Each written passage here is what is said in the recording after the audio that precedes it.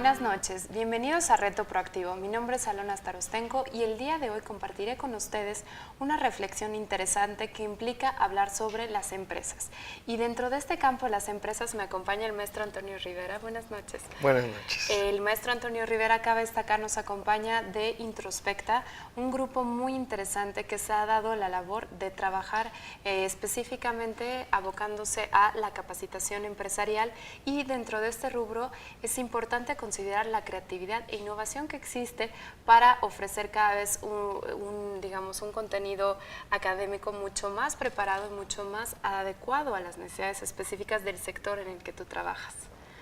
Antonio, me gustaría preguntarte, ¿no? Un poco estamos en México, ¿no? Se habla mucho de la generación de riqueza, pero ¿por dónde viene la riqueza en México como tal?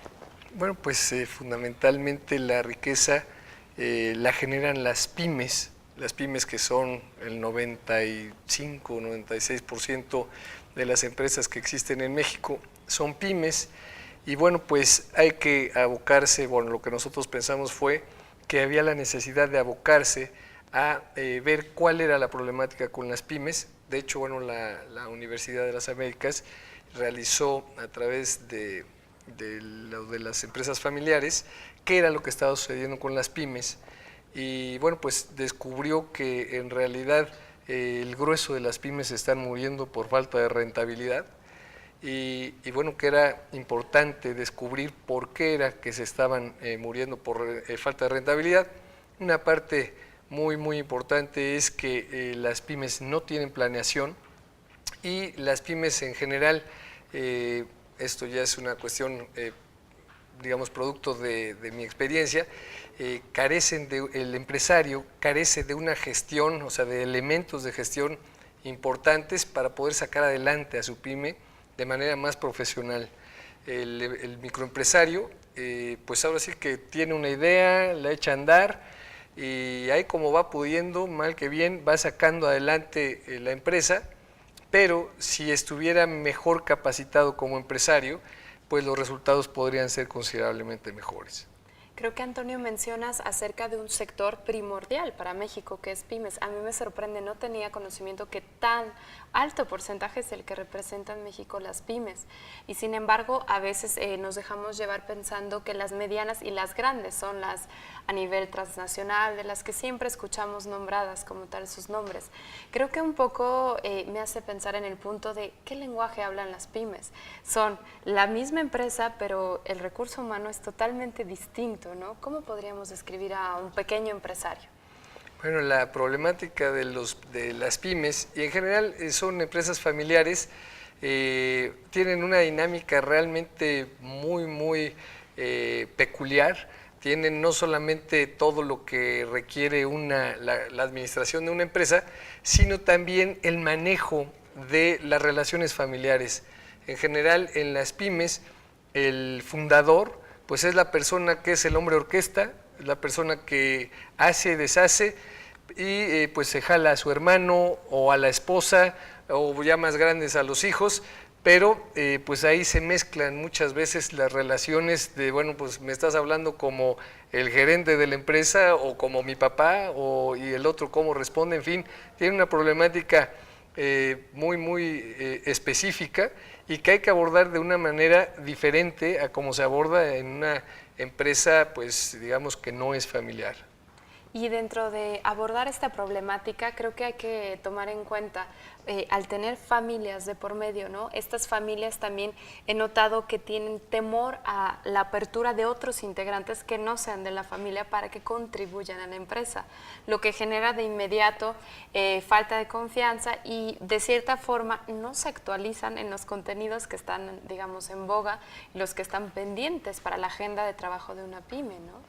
Sí, de hecho, uno de los momentos de la empresa familiar que es, digamos, el inicial, es ya que se fundó y todo, que el hombre orquesta, el fundador, está operando, pues llega un momento en el que debe delegar. Y esa primera delegación es el primer gran reto al que se enfrenta la empresa familiar, porque no es fácil para aquel que tiene todo el poder, aunque sea en una micro, pues es todo el poder de decisión, todo el poder de operar a su manera, de acuerdo a lo que él piensa. Entonces esa delegación representa un primer paso de soltar esto. Ya de lo que tú hablas, bueno, es el siguiente paso, ¿no? Que es cuando entran personas ajenas a tomar el lugar de, digamos, que en otro tiempo hubieran podido tomar algún familiar. Entonces, bueno, pues ya el que está como gerente o en la cabeza de la organización ya no es un familiar, sino ya es un profesional que fue contratado ex profeso y que, bueno, que ya tiene otra dinámica en la relación con los propios familiares y con el fundador. Y partiendo de esto, bueno, evaluamos la parte del recurso humano, pero después ver qué posibilidades, digamos, de agenda, ¿no? Yo me doy cuenta que los pequeños empresarios generalmente carecen de tiempo por la naturaleza que acabas de mencionar, ¿no? Entonces, ¿qué tan difícil es el reto en el que tú te enfrentas en ofrecer y encontrar una forma de facilitarles una capacitación y que ellos se den la oportunidad? ¿Ha sido difícil el camino con las pymes?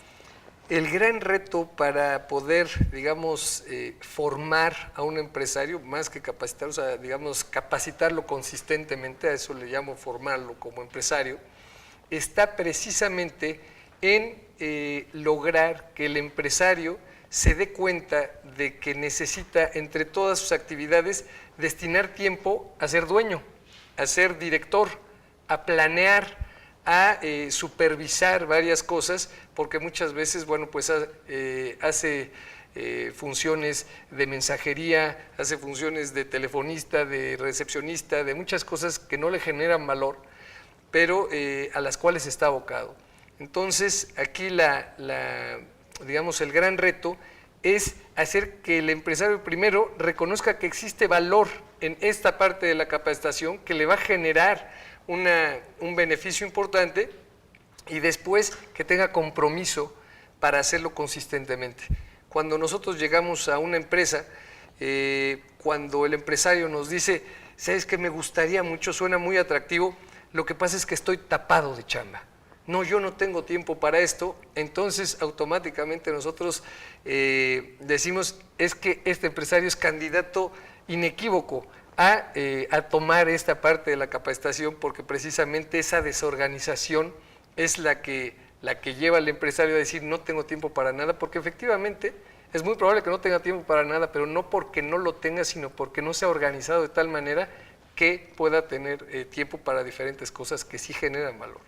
Y ahí sale otro factor bien clave, ¿no? A mí me gustaría a todos los empresarios que nos están viendo y familias, ¿no? Porque veo que hay mucha iniciativa, tanto las pymes que existen como los que están planeando y deseando, todas esas esposas, todos esos hijos que tienen esta trayectoria de pyme, pero que se quieren dar la oportunidad de enfrentarlo. Y tú mencionaste, Antonio, un punto que a mí me parece muy clave, la generación de valor, ¿no? A veces creo que es un concepto que sale en revistas de mercadotecnia, que para otros es un mito y para otros tantos es la realidad. En base a eso se desarrollan las empresas. ¿Cómo podríamos traducir y aterrizar la generación de valor para una pyme? Porque me imagino que es distinta a la de una empresa grande. Para ello te voy a poner un ejemplo de una empresa en la que estuvimos y digamos que las ventas no crecían, o sea, estaban prácticamente estancadas. Era una empresa familiar, pues era micro. Y esta persona decía es que no podemos, o sea, no suben las ventas, no sabemos qué hacer. Entonces empezamos a hacer un análisis de qué era lo que estaba sucediendo. Al final de cuentas, lo que resultó es que ella pasaba tanto tiempo depositando, haciendo traspasos, yendo a cobrarle a no sé quién, entonces, que no tenía tiempo para vender.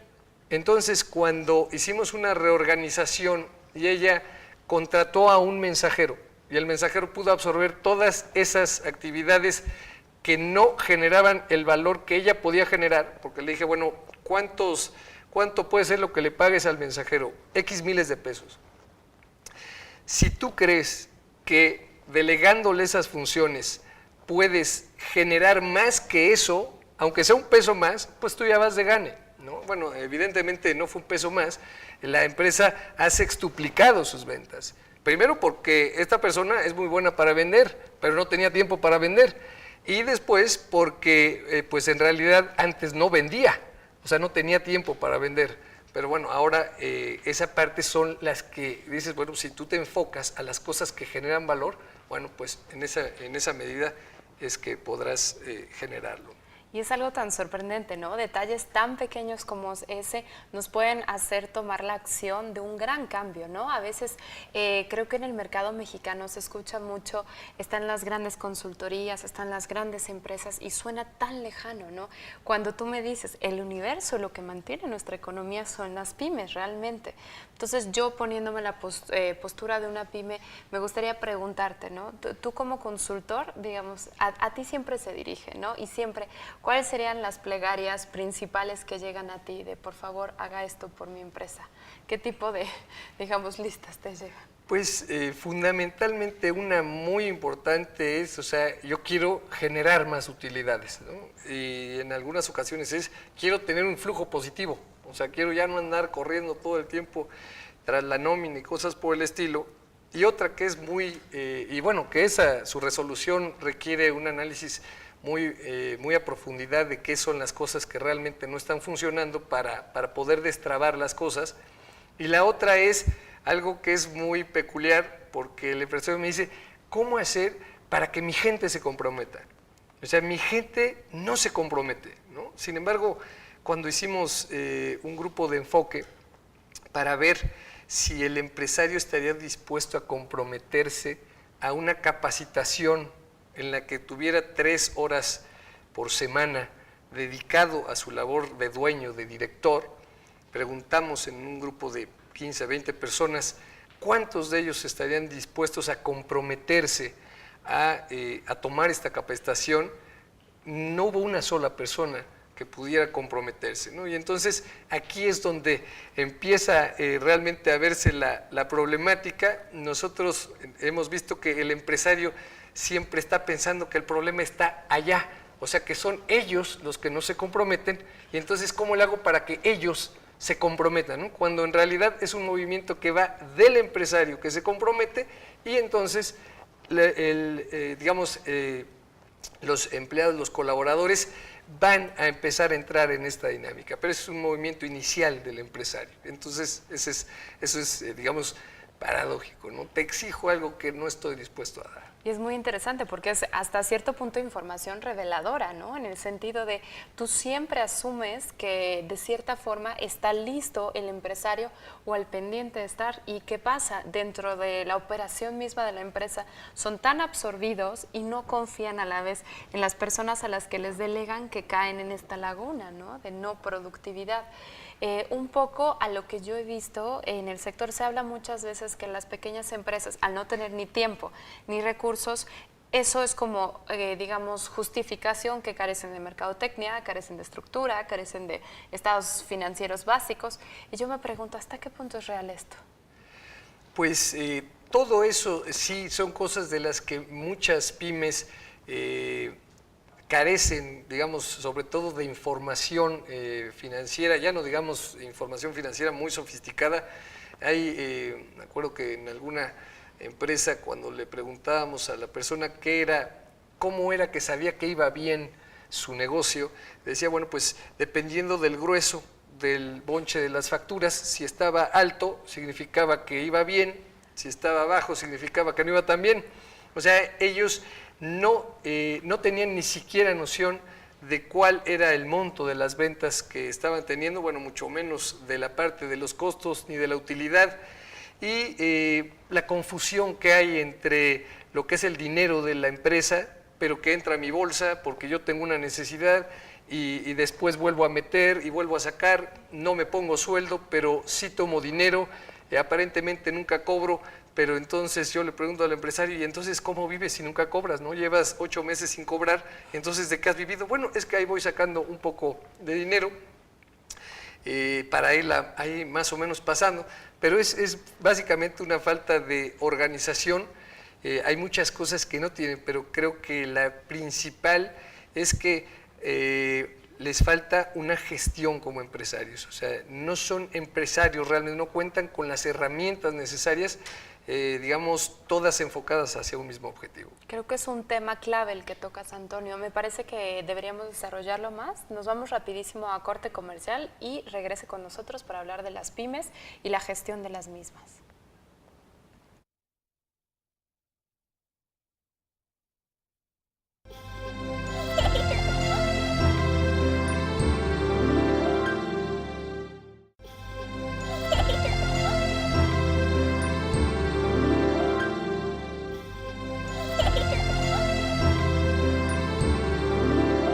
Retomando la gestión que implica a considerar como empresas pequeñas, medianas y bueno, cualquier tipo de empresa, cualquier tipo de proceso requiere gestión, ¿no? Queremos un poco resaltar la necesidad de que haya una gestión, que haya un protocolo y que haya un resultado, ¿no? Un poco separándonos de esta parte que a veces es, como tú indicas, Antonio, de cierta forma como por ósmosis, ¿no? La situación pasa y llega un dinero al final del mes, pero ¿qué pasó en ese mes para que una pyme haya logrado mantenerse a flote? Sí, bueno, básicamente el día de hoy el grueso de las pymes están a nivel de supervivencia. Muchas de ellas, digamos, no saben que ya están muertas, que siguen operando pues por razón de ya nada más la pura inercia, pero hay algunas otras y sobre todo es alentador ver que en la parte de los emprendedores está cada vez más pues la semilla de emprender, pero no solamente con una buena idea, sino hacerlo de una manera que permita minimizar el riesgo de que la empresa no funcione finalmente. Entonces, sí es algo que está evolucionando, o sea, el empresario está tomando conciencia que necesita capacitarse más como empresario y entonces, bueno, pues es una oportunidad de que las cosas empiecen a cambiar.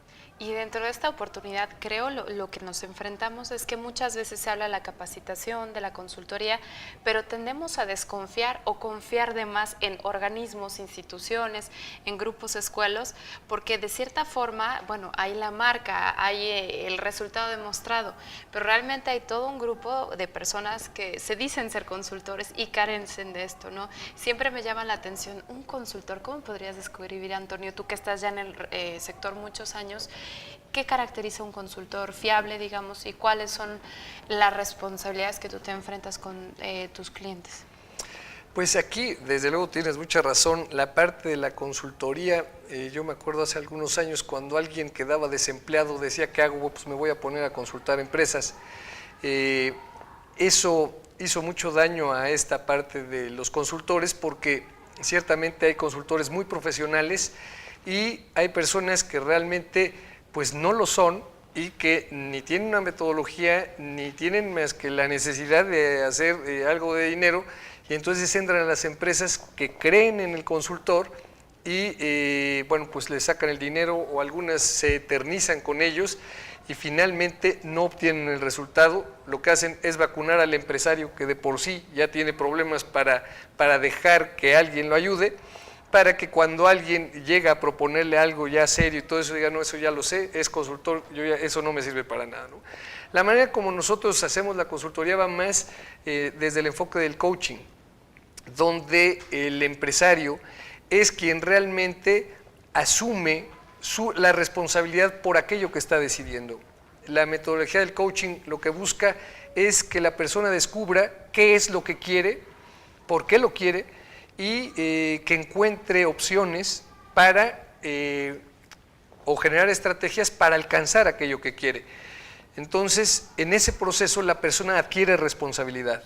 El consultor tradicional, digamos, lo que hace es llegar y decir, mira, yo ya sé todo, aquí es esta parte, es por aquí, es por allá, y entonces, bueno, pues se supone que el consultor tendría que asumir el resultado completo, ¿no? Puesto que él está dando la receta y decir, bueno, esto tiene que salir. Sin embargo, cuando existe una corresponsabilidad y cuando el empresario realmente ha sido quien ha descubierto qué es lo que quiere hacer, entonces la responsabilidad hace que exista un compromiso y una motivación para alcanzar aquello a que se compromete el empresario. Y tú subrayas algo, Antonio, creo que clave, ¿no? En el sentido de, bueno, tienes a la consultoría por un lado, ¿no? Pero muchas veces efectivamente escuchamos estos servicios de intervención, ¿no? El gran coach, el gran gurú, el gran consultor, debido a que estuvo en X lugares, te ofrece resultados mágicos, ¿no? Entonces tú dices, ¿hasta qué punto una intervención esporádica o temporal de una persona ajena a la empresa va a garantizar el que se levante? Y creo que mencionas la metodología, ¿no? Un caso por lo que te invitamos al programa de hoy que nos encantaría compartir con todos los que nos están viendo es que, tal como lo menciona el maestro Antonio, se requiere una metodología para poder realizar una buena consultoría, y dentro de esta metodología, bueno, ¿cuántos modelos clásicos hay? Y hay que innovar, ¿no? Entonces creo que Introspecta logró encontrar un nuevo camino de resolver los problemas que mencionabas previamente, pero bajo una concepción nueva que retome elementos básicos y para compartirla con nosotros. Sí, básicamente lo que hemos hecho es desarrollar un modelo que hemos denominado un nuevo modelo empresarial de generación de riqueza centrado en la persona. ¿Qué es esto? Pues el día de hoy el paradigma es: las empresas están abocadas a generar utilidades. Cómo se generan estas utilidades, eso no importa. Y lo que hemos visto es que finalmente el modelo se está agotando. Prueba de ello está en lo que pasó en el 2008, o sea, es como el juego del turista, o sea, cuando la avaricia es mayor y el que se queda con todo, ya se acabó el juego. Bueno, pues eso es lo que está pasando. Entonces creo que está surgiendo una nueva conciencia de que necesitamos retomar hacia dónde va aquello que hacemos. Y entonces por eso es que nosotros planteamos que la empresa es un elemento increíble de generación de riqueza.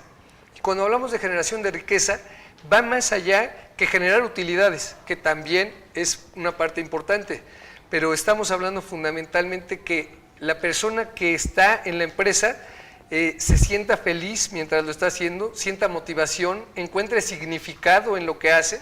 Lo mismo la empresa genere productos de calidad, que sienta que contribuye con la sociedad en la cual está inmersa y que está entregando productos de calidad, que los accionistas están recibiendo dinero por sus aportaciones, pero que están generando un bien a la comunidad, y los trabajadores, los colaboradores, están siendo de tal manera integrales en este proceso de generación de riqueza, que esa riqueza la distribuyen, por decirlo así, o la irradian con sus familias, con las personas con las que entran en contacto, ¿no? Se trata de recordar que son personas las que generan los procesos y que finalmente está abocado a que sean para las personas. Entonces, por eso es que el modelo no solamente va a la generación de utilidades, sino a la generación de riqueza, que es un término mucho, mucho más amplio. Y siendo de esta forma un poco complejo, ¿no? No para todo, digamos, el grueso de la población se conocen estos términos, ¿no? Muchas veces para ciertos sectores normal, PIB, ROI y todas las tasas económicas y críticas. En el caso de las pymes no necesariamente existe esta posibilidad. ¿Cómo ustedes han sido creativos en aterrizar todos estos conceptos académicos, profesionales y empresariales de una forma factible para el pyme y que no sea aburrido, ¿no? Porque vuelvo a lo mismo, el lenguaje que ellos hablan es distinto y la forma de percepción y operación es distinta. Desde luego, esto ha representado el mayor reto, digamos, de innovación en cuanto a lo que es el modelo.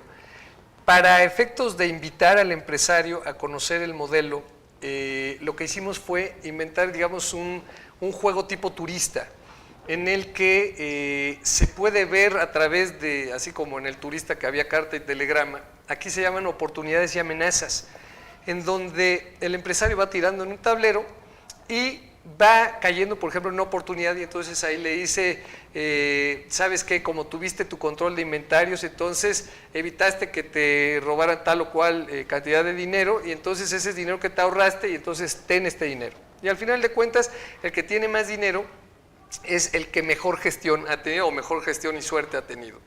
A través de este jueguito, que aproximadamente dura 2 horas, el empresario se da cuenta de manera muy, muy fácil cómo es que las decisiones que toma o las que no toma le representan siempre una consecuencia económica. y entonces el empresario empieza desde esa misma primera sesión a percatarse de muchas cosas de manera muy fácil porque está jugando.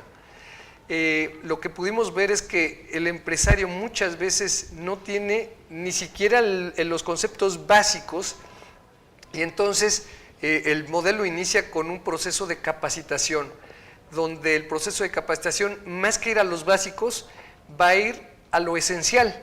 O sea, lo esencial es, por ejemplo, no se puede hablar de finanzas si no entiendo lo que es un porcentaje.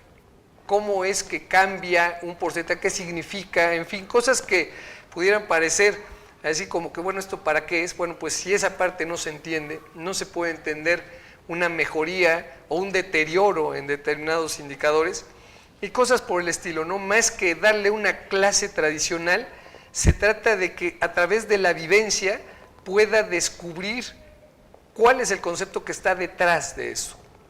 Y también mencionando la vivencia, ¿no? Porque si no lo vivimos, no se nos queda realmente, ¿no? Y algo que mencionas es un juego, ¿no?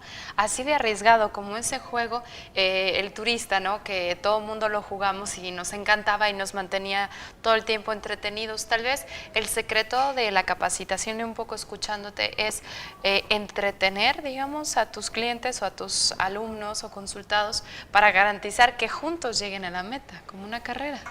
Eso es definitivo. O sea, lo que nosotros hemos podido ver es que la capacitación, si es de puros conceptos, puede ser que sea una extraordinaria capacitación, pero habrá quedado muy poco, digamos, asimilado en lo que es el empresario. Entonces, acá se busca que no sean muchos conceptos, pero que esos conceptos se vivan de tal manera que pueda realmente caer el 20 y decir, o sea, acabo de entender por qué esto es importante. Y posteriormente lo que hacemos es acompañar a las empresas a realizar aquello que estamos diciendo. O sea, digamos que más que un taller, en el taller te dicen, bueno, estamos hablando de esto y vamos a poner a la empresa X y este es el ejemplo. Acá no, acá está el concepto y lo que hacemos es, ahora vamos a hacerlo, pero a tu empresa, ¿no? O sea, porque cuando le pides, por ejemplo, a un microempresario, bueno, pásame los estados financieros más actualizados que tenga, en ese momento dice, no los tengo, pero déjame hablarle al contador, ahorita voy a decirle, bueno, pero ¿cuáles son los últimos que tienes? No tengo, porque todos los tiene él, y en fin, que cuando le pides el contador, como no es para cuestión de impuestos, no tiene nada, y entonces, bueno, se vuelve un problema. Entonces, acompañarlos va obligando al empresario a que realmente la labor se realice. Y luego, bueno, este enfoque dentro de acompañarlos es un poco de hacer la tarea con ellos, ¿no? No sé qué tan efectivo ha sido esta idea de que los empresarios se tomen efectivamente este tiempo para capacitarse y saber que están llevándose la tarea de la empresa al taller, ¿no? A la consultoría. ¿Ha sido funcional o seguimos rompiendo barreras con eso? Es, como decía hace unos momentos, es el gran reto. El gran reto es el compromiso personal. O sea, para que realmente las cosas sucedan, y eso es en lo personal y es en lo laboral, debe existir compromiso del empresario. Y hay personas que empiezan, pero la propia inconstancia, aun cuando empiezan a ver resultados espectaculares, lo dejan. Entonces, por eso el modelo está centrado en la persona, porque es muy importante que se atienda qué es lo que está sucediendo en la persona para después poder darle trámite. Y esto del centrar el modelo en la persona, ¿no? Pareciera totalmente sorpresivo, ¿no? Porque siempre si tú quieres ser una buena empresa, pues ¿qué vas a hacer? Implementar conceptos empresariales. Y entra la parte humana, ¿no? Regresamos a nuestros orígenes porque, claro, las 8 horas que estamos trabajando, más que ser un empleado, seguimos siendo personas con necesidades, con talentos, con inquietudes. Entonces, este modelo a mí me llamó la atención desde un inicio cuando tuve la oportunidad de asistir a un taller de los que tú das, y decir, ok, si yo estoy en mi modalidad persona y como persona tengo estas necesidades a satisfacer y trabajo en un rango de 8 a 10 horas al día, ¿no? ¿Cómo es que voy a implementar la otra parte, ¿no? Entonces, ¿cómo es el incluir el factor humano o el desarrollo humano en un modelo empresarial? ¿Es rentable? Pues sin duda alguna es rentable y es altamente redituable para el empresario y para los empleados. El empresario porque aun cuando pareciera que no existe una conexión real, si el empresario no se conoce a sí mismo, entonces no puede saber qué cosas están operando cuando le es antipático un empleado, cuando le hace ponerse iracundo alguna otra cosa, o sea, en fin, para todas esas cuestiones es muy importante saber qué es lo que se está moviendo en la persona. Hay cosas que nosotros proyectamos y entonces cuando las vemos proyectadas en la otra persona, entonces nos molesta de entrada a la otra persona sin saber que en realidad lo que nos molesta es que nosotros no lo aceptamos. Cosas como esas son las que finalmente van entrando en juego, ¿no? A mí esta parte humana me llama muchísimo la atención porque creo que también de la parte humana nos podemos ir a la parte de ser socialmente responsable, ¿no? Es un tema que me encantaría tratar contigo y pues reflexionarlo, y regresamos en unos momentos para compartir esta reflexión.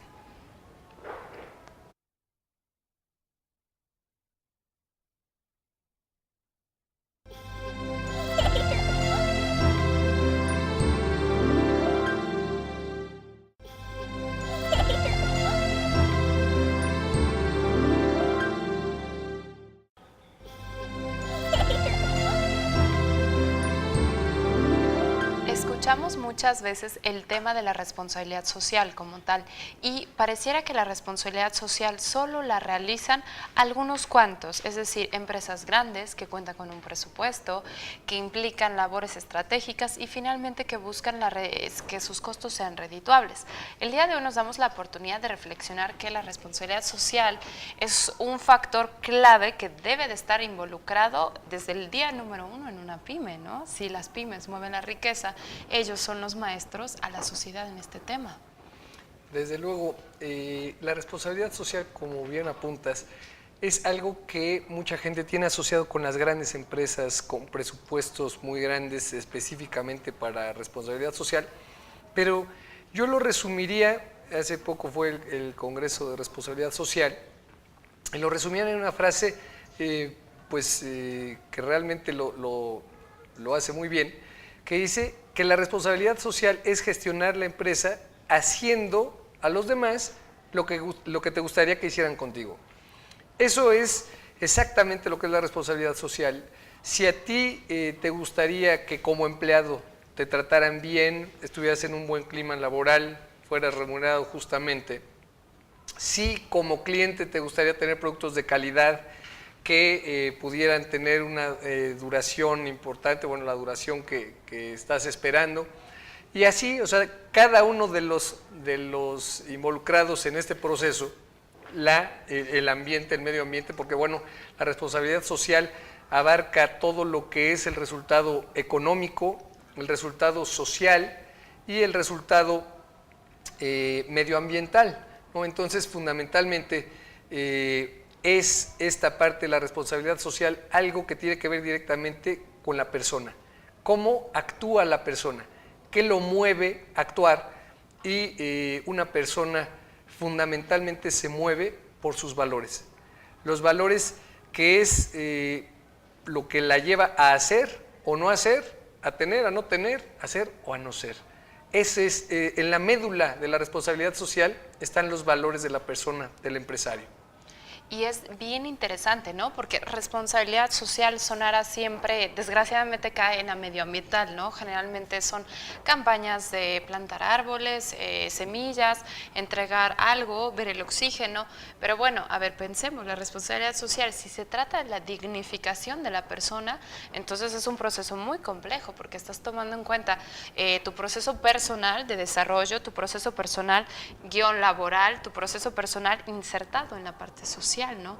Y si las pymes son las que tocan a todos los sectores, digamos, de la industria, del comercio, entonces ellos deberían ser los primeros en saber cómo aterrizarla. Aquí va fundamentalmente otra vez a la parte de la persona. Si el empresario, el microempresario, es una persona que está decidida a actuar conforme a sus valores y eso, digamos, lo refleja en el actuar de su empresa, entonces si él ha decidido ser una persona honesta, pues él va a buscar que todo el accionar de su empresa sea honesto. Entonces, todo esto nos lleva otra vez a la parte de la persona. O sea, decir, ¿qué es lo que está pasando con la persona? Es lo que está pasando con las familias, con las empresas, con el mundo en general, ¿no? O sea, ¿qué está pasando? Bueno, pues que se nos están olvidando los básicos y entonces hay que regresar a los básicos. O sea, no es tan difícil pensar que la responsabilidad social es hacer a los demás lo que me gustaría que me hicieran a mí. Entonces, el microempresario, en su área de influencia, que es su esposa, sus hijos y sus 2 o 3 trabajadores, puede generar un cambio de responsabilidad social importantísimo. Tiene que ver con cómo estamos operando. Y cuando empezamos nosotros a operar, esto es algo que se va reproduciendo. Hoy se ha reproducido lo otro, ¿no? No me importa qué es ni cómo lo estoy haciendo, pero yo necesito dinero. Si para eso tengo que hacerte lo que sea, pues lo tendré que hacer, ¿no? Y esto es lo que ha permeado. Necesitamos hacer un contramovimiento que efectivamente haga que muchos pequeños empresarios estén realmente involucrados con la responsabilidad social, que no es otra cosa sino el actuar éticamente en lo personal y en la parte empresarial. Y a mí me gustaría retomar la integración de la responsabilidad social hacia la pyme, porque ¿qué pasa? Muchas veces escuchamos y decimos, si yo hago estas acciones de responsabilidad social, soy socialmente responsable y cumplo, palomita. Pero no, la responsabilidad social es un mensaje, es un estilo, es parte de tus valores y de tu misión como empresa. Y pequeño detalle, hasta que no se enteran la novedad, que tú como pequeña empresa o cualquier tipo de sector, al incluir la responsabilidad social, generas utilidades importantes. ¿Por qué? Porque tu misma operación se vuelve mucho más profesional y mucho más humana, por ende generas altos porcentajes, casos de éxito de muchas marcas internacionales que al poner un factor social han incrementado ventas de una forma fenomenal, ¿no? Sí, y sobre todo cuando realmente el empresario cree que el factor humano es realmente el encargado de hacer, digamos, el cambio, de generar la productividad, de hacer competitiva a una empresa, en ese momento es que los cambios empiezan a dar. Decía algún consultor que tuvimos que el pez se pudre por la cabeza y lo mismo es a la inversa. O sea, cuando nosotros llegamos a una empresa, si la empresa está mal, inmediatamente volteamos a la cabeza. O sea, es muy difícil que esa parte esté en la parte de abajo, sino es algo que es muy factible que esté en la cabeza de la organización. Entonces, si queremos que realmente las cosas cambien, viene desde la cabeza hacia todos los demás de la organización. Otra vez la incidencia de la persona que puede generar un cambio en todos sus cercanos. Y dentro de esta incidencia, como mencionas, tiene que haber congruencia. Y para que haya congruencia, creo que siempre debe de haber un proceso de planeación. ¿Estoy en lo correcto? Y en ese sentido, a veces volteamos a ver y hay tantos negocios que salen de una cena de comida, de una relación de amigos, de unos vecinos que tienen un proveedor, una camioneta y mueven divisas y generan riqueza significativamente. Pero cuando nos vamos a la planeación, que pareciera ser lo más instintivo y el sentido común que tú mencionas, es difícil, ¿no? La parte de la planeación es una de las cosas que comentábamos, no está en la esfera de las pymes y yo diría ni de muchas de las grandes, porque esa parte mucha gente dice, es ir a perder el tiempo, pero bueno, en realidad es algo que es indispensable, el hacer el alto para decir, bueno, ¿qué es lo que queremos hacer? ¿Por qué queremos hacerlo? Y una vez que realmente encontramos qué es lo que queremos hacer, descubrir cuáles son las estrategias que vamos a implementar para lograrlo. Esa parte es absolutamente toral, pero es algo que se ha descuidado mucho en las pymes. No hay planeación prácticamente. Antonio, dentro de la planeación, por ejemplo, la misión, la visión, los objetivos estratégicos, vaya, los valores, que es algo obvio, ¿qué tan difícil es la formulación de los mismos, ¿no? Porque es la frase que desgraciadamente todos vemos al entrar a una empresa colgada en un bonito recuadro en la pared donde está el presidente y volteas la secretaria, pero hacia adentro, como tú dices, ¿cómo se puede vivir una misión y visión adecuadamente en un organismo? La misión de una empresa, que es igual digamos, o es análogo a lo que es la misión personal, es en realidad qué es profundamente lo que hace una empresa ¿Y para qué lo hace? Cuando una empresa descubre esta misión, porque eso es algo que se descubre, está en la médula de la organización, finalmente se encuentra el sentido de para qué estamos haciendo lo que estamos haciendo, y eso despierta una creatividad increíble. Si nosotros, digamos, cuando llegamos a una empresa, preguntamos, oye, ¿cómo está la misión de tu empresa? Pues mira, déjame ver, no sé bien dónde está, pero creo que ahí en la entrada está, bueno, esa parte, podemos tener la seguridad que esa misión no es operativa, o sea, no le funciona para nada. Una misión, así como tu misión personal, es algo a lo que estás llamado y que todos los días de tu vida estás dándole respuesta de una u otra manera, y es lo mismo en las organizaciones. O sea, nosotros como empresa estamos llamados a hacer algo, y entonces lo debe hacer desde la afanadora hasta el director general, o al revés, del director general hasta la afanadora. Es algo que se vive todos los días.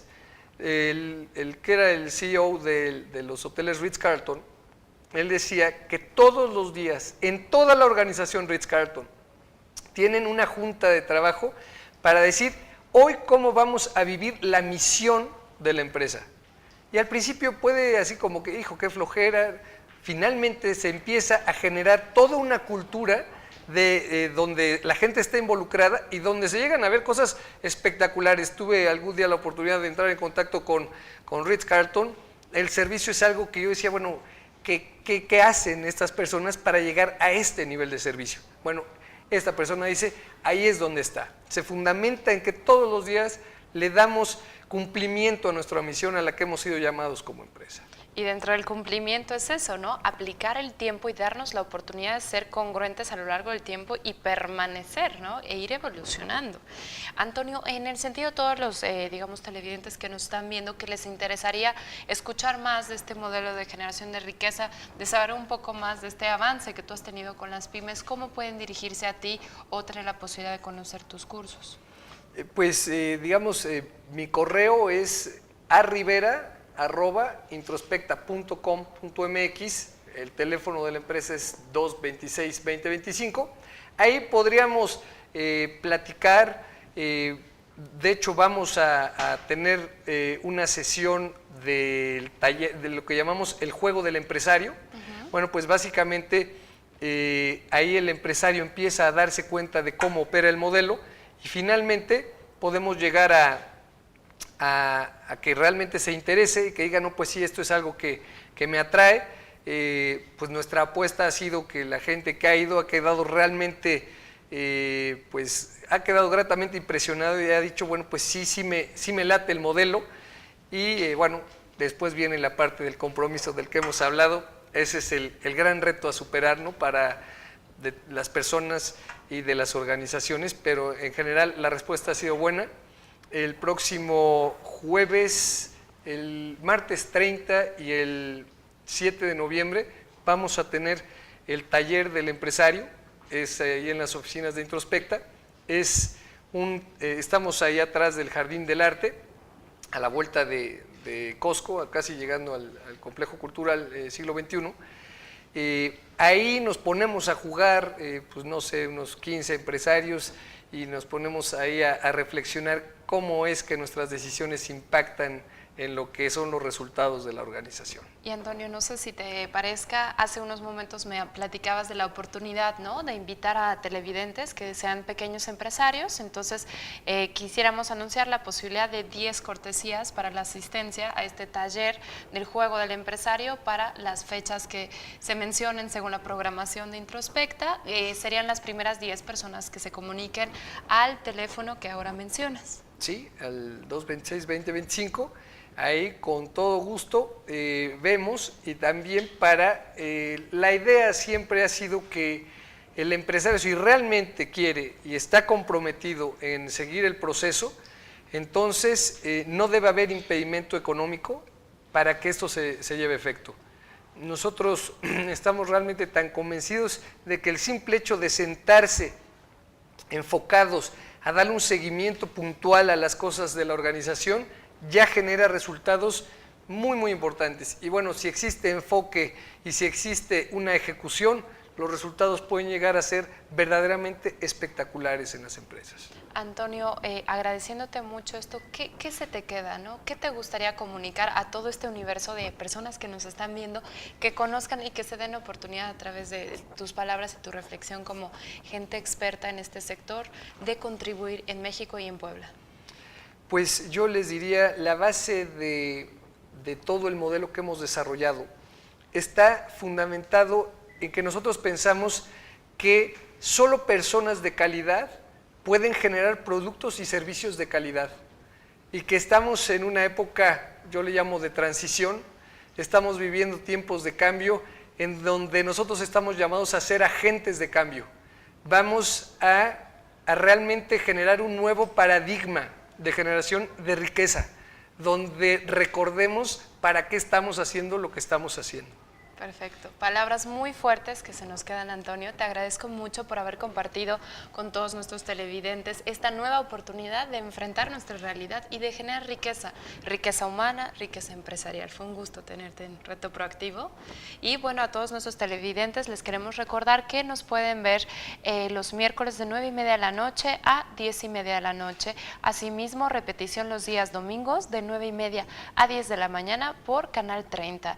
Fue un gusto estar con ustedes el día de hoy y agradezco su presencia. Que tengan una buena noche.